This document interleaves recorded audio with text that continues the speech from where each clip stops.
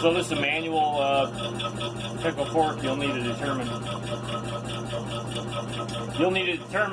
Sorry, my air compressor's running there, but you'll need to determine the width and stuff. They make narrower ones and stuff for tie rod ends and stuff in there. This one's like I don't remember what size, 1 1/4 or something like that. It doesn't really say. It's a Snap-on A203. Wear your safety glasses. Get in there and you gotta tap it in to set it, and then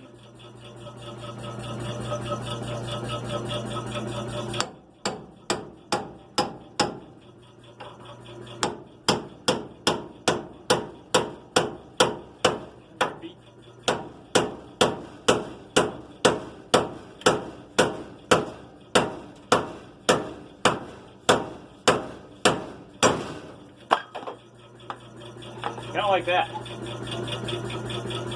Do the exact same thing for the top one too, and then this whole thing will slide out.